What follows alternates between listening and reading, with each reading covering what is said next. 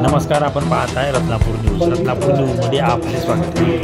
लातूरचे ग्रामदैवत श्री सिद्धेश्वर व रत्नेश्वर देवस्थानच्या वतीने महाशिवरात्रीचे औचित्य साधून यात्रा महोत्सवाचे आयोजन करण्यात येते. यावर्षी या महोत्सवाचे 72वे वर्ष असून गेल्या 70 वर्षात यात्रा महोत्सवाने गौरवशाली परंपरा उंचावत नेलेली आहे. यापुढील काळात ही परंपरा अधिक वृद्धिगत करण्यासाठी विश्वस्तासह शिवभक्तांनी योगदान देऊन यात्रा महोत्सवाचा नावलौकिक संपूर्ण देशभरात करावा, असे आवाहन देवस्थानचे ज्येष्ठ विश्वस्त विक्रम तात्या गोजमुंडे यांनी केले आहे.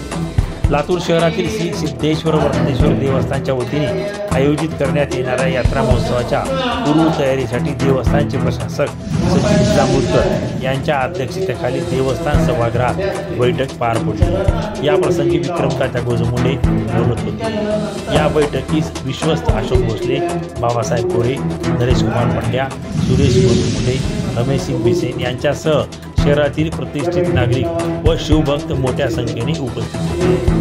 श्री सिद्धेश्वर यात्रा महोत्सवाचे आकर्षक मोठ्या प्रमाणात असून लातूर जिल्ह्यासह परजिल्ह्यातील व कर्नाटक राज्यातील भाविक व नागरिकांची मोठ्या प्रमाणात गर्दी असल्याचे सांगून विक्रम गोजमुंडे यांनी या यात्रा महोत्सवाची गौरवशाली परंपरा जोपासली असल्याचे सांगितले.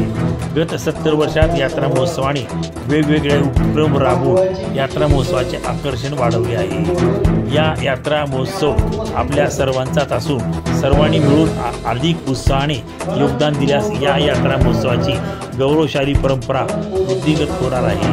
श्री सिद्धेश्वर मंदिर परिसराचा अधिकचा विकास व्हावा आणि यात्रा महोत्सव यशस्वी होऊन त्यांचा नावलौकिक परंपरा देशभरात होण्यासाठी शासन व प्रशासन सहकार्य करणारच आहे. मात्र शासन आणि प्रशासनाला सोबत लोकसहभागी तितकाच महत्त्वाचा असून हा सहभाग वाढविण्यासाठी आपण सर्वांनी एकत्रितपणे योगदान द्यावा, असे आवाहन विक्रम गोजमुंडे यांनी यावेळी केले. रत्नापूर न्यूज, लातूर.